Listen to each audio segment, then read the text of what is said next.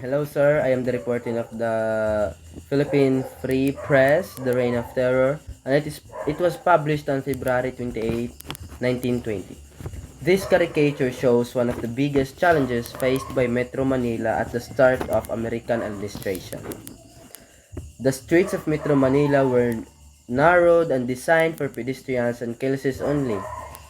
The increasing number of automobiles became threat of the public.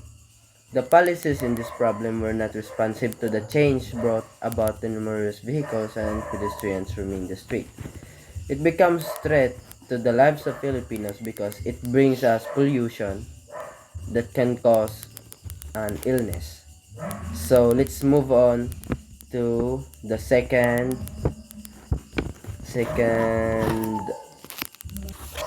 topic entitled the Why Worry. It was published on August 22, 1931. This cartoon shows the geographical realities the city of Metro Manila situated at the mouth of Pasig River. This also shows the poor condition of the capital's drainage and sewerage system. This editorial cartooning blamed Filipino bureaucrats who did not continue the program initiated by the American predecessors. So, how can we say that it is really the scene of the Filipino bureaucrats? Because they were not able to continue the program initiated by the American predecessors, which can affect a good effect every Filipinos and could help us away from the diseases because of this system. But suddenly uh, it was not it was not followed by the Filipinos, which the Americans want to implement. So now we will go to the another topic with this dirty municipal politics. It was written on November 23, 1940. Many politicians are coding and protecting many bad elements in society for their own interest. Yes, really, that is really true. Because many politicians want to be called politician because they want to have what they want. Oh.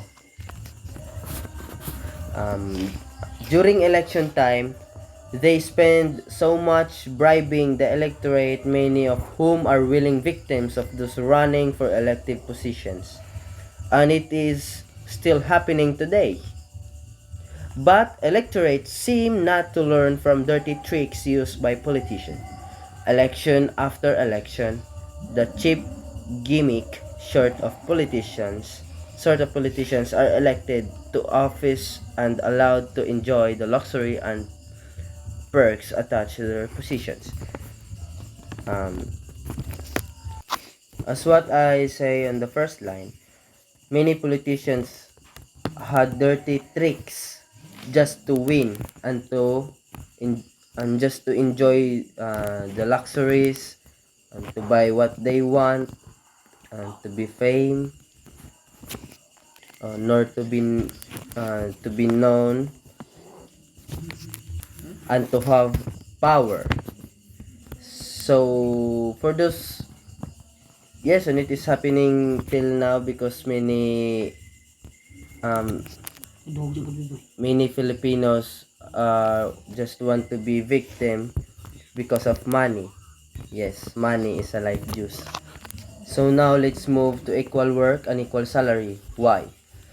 It was written of October 23, 1915. This editorial cartoon showed the unequal treatment given to teachers during American period. The American teachers were paid more than the Filipino teachers, less, but they performed the same job. This shows the simple racial discrimination praised by the colonizers. During this time, the Filipino teachers were paid less than what American teachers were paid,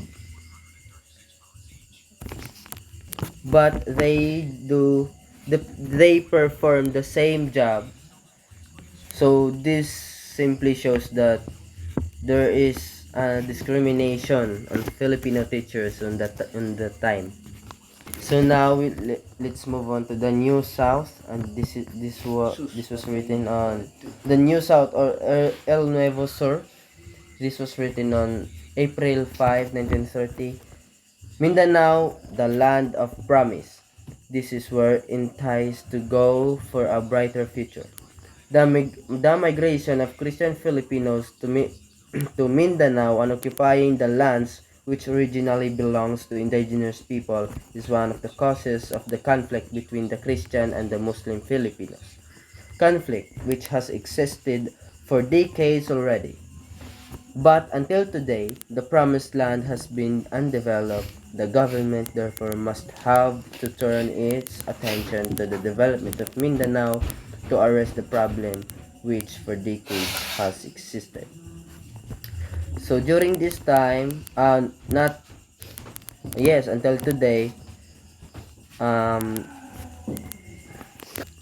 there are lots of conflict between the Christian and the Muslim Filipinos because of um, because a Christian wants to convert Muslim into Christian, so that there is really a conflict between the two of them.